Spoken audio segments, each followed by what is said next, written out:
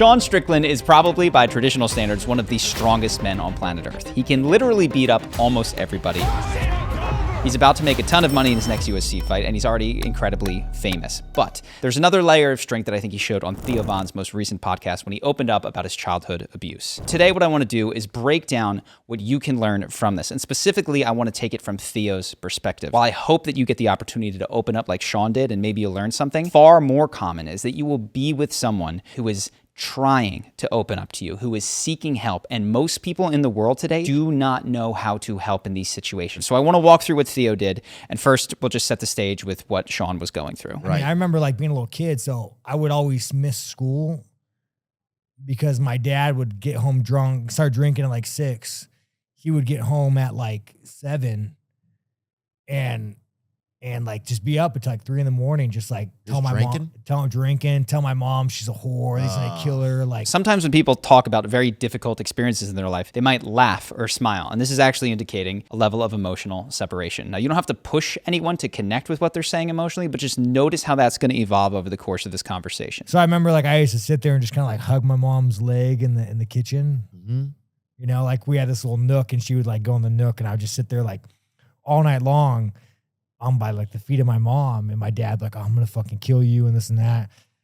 And I'll never forget, like he would talk about like burning her face with acid. And mind you, I'm in elementary school. I'm in elementary school, right? So like, so that's a lot of responsibility then you feel probably just to like take care of your mom. Oh, yeah. In this context, what Theo just did there is really, really beautiful. So he's listening to Shawn talk about this and he sounds emotionally disconnected. He's like, I'm sitting there and he's kind of got a smirk and a smile on his face. And Theo brings him back to himself. It's like, wow, that must have felt like a lot of responsibility. One good thing, if you do interrupt them, oftentimes it's best not to interrupt them. We'll talk about why. But if you do interrupt, to let them know what you can imagine they might have been feeling, to bring them back to themselves is a really beautiful thing to do. So good on Theo for that. The school system's like, oh, Shawn, like he's just a bad kid. They don't realize I'm up till 3 o'clock in the morning. Like, late. I mean, fuck, dude. I remember it's hard to stay up late and learn. Dude, I remember like laying in bed. Like I remember I stopped believing in God, man. Like fucking, like I had fucking, it's crazy shit, dude. This is the moment when Shawn starts to connect what happened with him. And what you're going to watch is that he starts to toggle back and forth between living in the experience and experiencing the sadness of it and a variety of other cover and defense mechanisms. If you are in the presence of somebody who, while they're relating something to you, starts to really struggle with it, just know that this can come up and you do not have to literally respond to all of the defense mechanisms that come up. If you can just create some silence and some space, people will often contradict the defense mechanism that they just said. Sometimes people go, I don't really want to talk about it, it doesn't matter. And if you can sit there for 15 seconds of grounded presence and show them with the way that you're behaving, that you are still with them, you are still curious, you still care, they will often continue to talk about the thing they just said they didn't want to talk about. So you can watch that unfold here with Shawn. So Shawn is in his own place right now. I'm sorry, bud. So, man.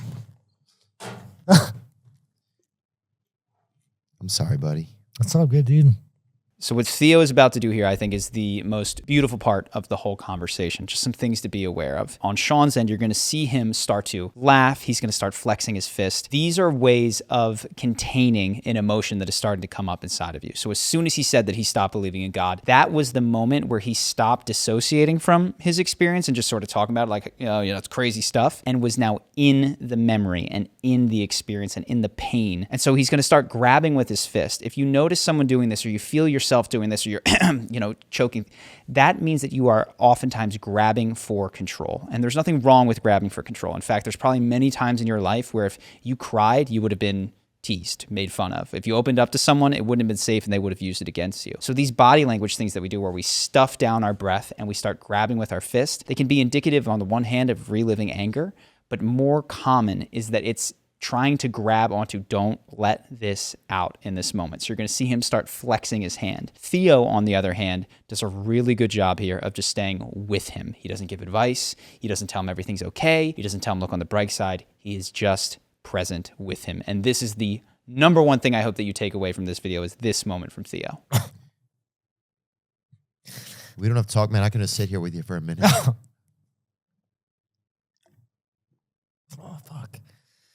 Oh, fuck. 6 seconds. So that line is one of the kindest things that I think you can say to another human who is having a difficult time. When you're sitting with someone and they're having a hard time, advice takes them out of the experience. Asking them to focus on the bright side of what happened in their life takes them out of the experience. But just saying, we can just sit here. You saw Sean sort of choke back. That is something that he very likely has never heard. And in fact, most people have never heard. People don't realize that if you have trauma, the thing that can help it to move and can transform your life is being able to share it with someone who does not run away from it, someone who does not try to change it, someone who does not try to heal or fix you, but lets you be with that experience, lets it move through you, and is just grounded, loving presence with you. And Theo's line of just, we can just sit here is exactly that.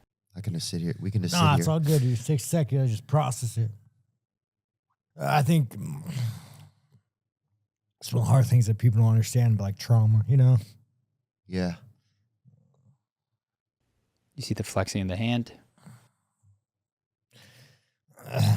Sometimes it just comes out. Oh, no, dude. Like, I remember I have a hole in my gum. Shawn said, it's all good, it's all good. And again, you don't need to listen to the literal words. Someone says, if you can create silence and space, they'll often continue. When someone is struggling to get the words out, we can often feel this need to help them, right? Because when we're used to conversation, it's supposed to flow at a certain pace and a certain speed. If you can resist the urge to ask too many clarifying questions, unless you're really struggling with to really understand at all what someone is saying and just let them go at their own pace, it's going to keep them in that experience. You're going to be providing that presence for them, and it can be incredibly helpful. Theo asks one innocuous question here, and I just want you to watch how it takes Shawn out of the experience. So let's watch this. Yeah, when I was a kid, I used to scratch my gum, and I have a hole in my gum. You know, Just from being nervous and stuff? nah, just anxiety, you know? Yeah. Yeah, even to this day. So this is toggling. And I would suggest that it was Theo's comment that sort of took Shawn out. You'll see Shawn is right there on the edge of the story, that he wants to unburden himself. He wants to be understood in this way. And it's that little clarification that sort of puts him into, don't sweat it mode. Yeah, even to this day. Yeah. I mean, the day, dude, like, I'm a grown-ass man. I don't give a fuck. I mean, you could post this. I don't care. Oh, dude, I don't have any. No, it's all good, dude. I mean, it is what it is, dude. Like, it is what it is. Like, people understand, like, when you go through that level of trauma, like, you just view the world differently, you know? So it's like, I have a hole in my gum because I had so much anxiety as a kid. And I would just scratch my gum until, like, I mean, just blood, you know? You can see he's emotionally and, you know, connecting you're in pre-elementary school. You don't know why you're doing it. Yeah. Yeah, fucking A. I mean, I remember, like suicide, you know? So one thing that you may notice someone doing, and none of this analysis is necessary. The key point that I made of just sitting there present with someone is all that you need. But something that you'll notice in these situations is that people can do different strategies to separate themselves from the experience. And one thing is toggling between I and you, first and second person. So I is immediate. It probably means that inside of their mind and their body, they're experiencing these things as present tense. We start speaking in you, there's a separation. We're talking about, you know, the type of person that this happened to, and we're able to get some distance from the experience. You don't need to correct anybody when they do this, because it's often a way for them to modulate the intensity of reliving that experience. There is an opportunity from time to time if someone gets deep in, you know, you, and you're feeling them totally disconnect, and, you know, you've got a good rapport with them, and you sense and they feel to have a deep trust for you. You can say, you know, I'm curious about what you felt, not what a person might felt in that situation, to bring them back to I. Kid, when you're really talking about suicide, like being a little kid, like laying in bed, like just, like, man, I'm done with this shit. You know, like, there can't be a God. It makes me sad. Comes back to I, and the feelings It just come makes out. me sad that a kid has to feel that way. As you're sitting with someone and they're opening up to you, it can create a lot of feelings inside of you. The ones that, if you can manage to address them inside of yourself, are, what should I say? Am I being helpful? If you can take those feelings, just be calm. The help is in being present with this person. That's going to do a tremendous amount. But there's also the empathetic sense of like, oh my God, this hurts. And just knowing that you went through that makes me sad. The way that Theo did it is really beautiful, which is, you know, he started to tear up and he said, it makes me sad. But he's not telling Shawn to stop talking because I'm having such a hard time and you need to get better. I want to contrast that with what most people have experienced at one point in their lives. And again, it's often from someone who loves them, oftentimes comes from a parent who struggles when their children are sad because it reflects on them and what do I have to do? This is from a clip from the Kardashians. I know it's a reality show, but I think that this captures the dynamic really, really well. There's nothing I can do at this point, you know? That's life. You have the weight of the world on your shoulders because you're like a single mom. So that statement is one of, it's of what we saw from Theo, which is this, I can imagine what you're feeling. I can see what you're probably going through, which is ostensibly quite kind and nice and supportive. But it's a single mom waiting for her partner to come home. And you don't need to wait for him to come home anymore. So now we shift into, you can stop doing that. And it's a gentle, and you don't need to do that anymore. But if you pay attention, just feel what it feels like. It's not, you don't need to do that anymore. It's, you need to stop doing that. I need you to stop doing that now because it's upsetting me that you're not feeling better. So watch this unfold. It's just time to move on and to find your happiness. So this is very interesting. Why would someone who was there for someone else say it is time to move on and find their happiness? Their struggle triggers us to go, I need to fix this. And so she's telling her daughter, who was clearly signaling to her that I'm not wanting to go down this path. I'm wanting to just, not get back into a relationship right now, that you need to get back. I don't care about anybody. I just want to care for my kids. She starts to get a little emotional, which I'm sure was cut some moments here. You've got to find a light in your life.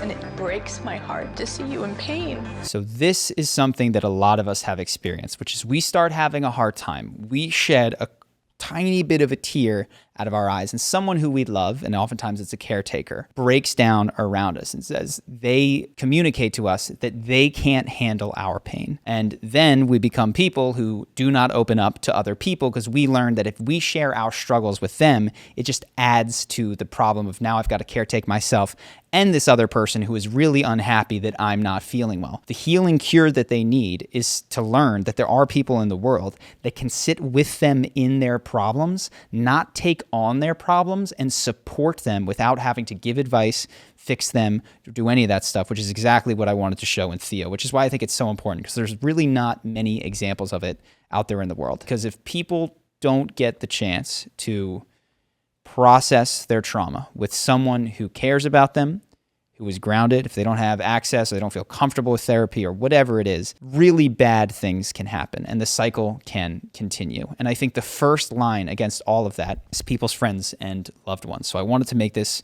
for those of you out there who maybe had different ideas or were never taught anything like this, how you can actually support the people in your lives when something like this comes up. You don't need to be their therapist. You don't have to solve them.